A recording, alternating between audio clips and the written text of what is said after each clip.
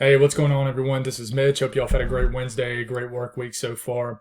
We're going to continue to break down what is Invest 95L and Invest 96L and its potential impacts possibly down the road for just not really anybody in particular, but we're really going to talk about the potential, how strong they can get, the steering currents in place, what we know. This is going to be something that we're going to talk about for a while, for the next several days, especially 95L, trying to figure out where what could be Odette or either Peter, because we don't know if 96L is going to actually be Odette, the next named storm. So we're going to be fighting on which one's which. We're going to talk about what we know because, like I said, there is always that outside chance that when you have something in what you call the main development region, it can make that long track across the tropical Atlantic and ultimately affect someone in the Caribbean islands or someone along the East Coast, or sometimes sneak into the Gulf of Mexico and affect the Gulf states.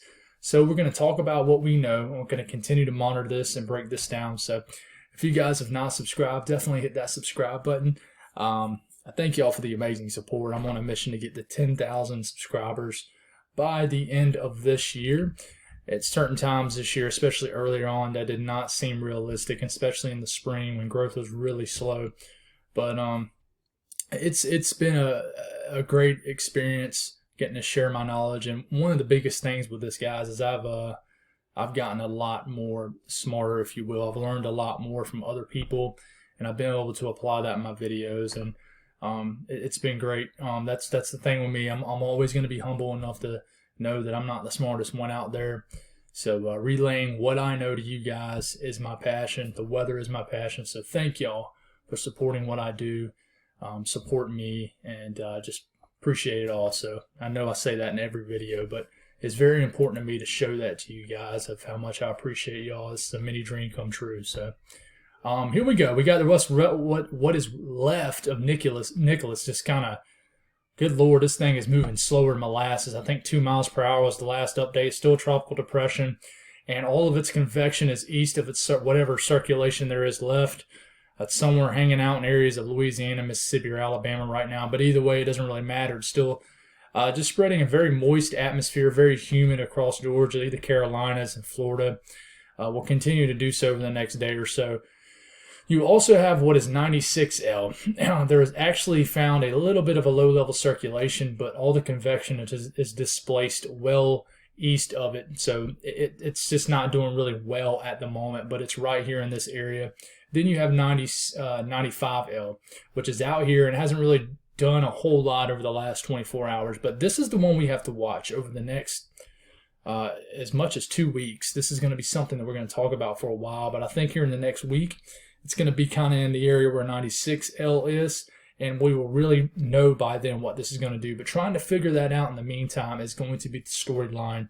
How strong can it get? How is it going to interact with a tut that's going to end up developing right here? We're going to talk about that. And ultimately, how does 96L impact the steering currents, possibly the strength of 95L? Because 96L could play a factor on where 95L goes. Sorry if I mix them up. I might do that a couple times throughout the next few days. But so it's going to be an interesting couple days. So it's going to be fun watching this and kind of figuring out what we're going to do. Hopefully not fun as in hitting the U.S., but this is one we need to watch out for sure. So let's get going here. We'll get a little bit closer to what is 95L. There's not much going on. There's not really any deep convection blowing up right now. There hasn't been any recon going way out here and checking this out. So we don't know much about it. It's just basically a broaded trough, if you will. And it's just a tropical wave. There's not much to it. What you can see with 96L, which is well off the coast of the southeast, but much closer than what 95L is you see this little circulation right here? That is the little bit of the low-level circulation. So you can actually see it, and that is what the technical center of the storm is. But check out all the mid-level convection blowing up well away from this. So it's pretty crazy to see that the center of the storm's here, but all the convection's blowing up well east of the storm. That's just pretty much what a weak tropical wave looks like at this point. So what we're going to do here is we're going to break down the model runs of what we know and what we can see. I'm going to try to make this a little bit bigger on y'all's screen here, see if this will come in a little bit better. we're going to talk about what we know. We're going to go over the GFS. We're going to look at the previous GFS too, because that's actually one we're going to focus on. We're going to look at the Canadian model because I want to show that, not because it's the worst case scenario, but I want to show you that it's something that could happen, because if we get some kind of the right blocking pattern ahead, once we get 95L in this area right here, it could spell trouble for someone on the East Coast. So we have to watch that out. So watch out for that. So I'm going to actually make this a little bit smaller so it's a little bit clearer. So going forward here, we're getting into tomorrow morning. You notice this is 96L, 95L. I think 96L will have a chance to kind of get its act together, but I think it remains weak all the way through the weekend. And then it starts to kind of meander and kind of rub up against this ridge of high pressure out in the North Atlantic. But it's going to create some big-time swells across the eastern U.S., Northeast. So if you got a beach weekend planned across the Mid-Atlantic and Northeast, expect big-time waves. Going forward here, you look at 95L. I think 95L honestly will not start developing really until this weekend. Maybe a little bit into the latter part of the weekend. And once it finally does start to develop, which is right here, it's around a 1,000, 1,005 millibar storm, signaling probably a weak tropical storm. It's going to start to interact with a tut right here. And on the latest GFS, the 18Z GFS, it doesn't have it surviving yet. It actually kind of suppresses it south and just smothers it and rips it apart, and it's gone. That's the latest GFS. At the same time, you have this kind of weak tropical storm kind of meandering in the North Atlantic, getting trapped in between two ridges of high pressure, has nowhere to go, gets forced south. At this time we start to get about 7 or 8 days out, but it gets stuck between ridging right here, big time. If you look at the run prior, you look at the GFS, the 12Z, because I think that I'm not going to call the 18Z a fluke. You can't really say that, but to me, it's kind of similar to when you see, let's say how we compare this, when you see like a crazy snowstorm out of nowhere on one GFS run, and then the next run it's gone, and then the next run after that it doesn't show it. But it only showed it for that one run. It's like that one, what we call a fantasy run. I think that was a fantasy run in the best case scenario. I don't think that this is going to be completely suppressed, but here it goes. We're going to show the GFS from 12Z, the lunchtime models. This still has 96L, pretty strong, moves it out, does the same thing, but it gets a little bit further north and it strengthens it into a pretty strong tropical storm. At the same time, you have what would be Odette or either Peter, depending on who forms first between 96 and 95L. Going forward here, it interacts with that tut, which I'm going to show you in a second, weakens it, but kind of perseveres and gets through it here.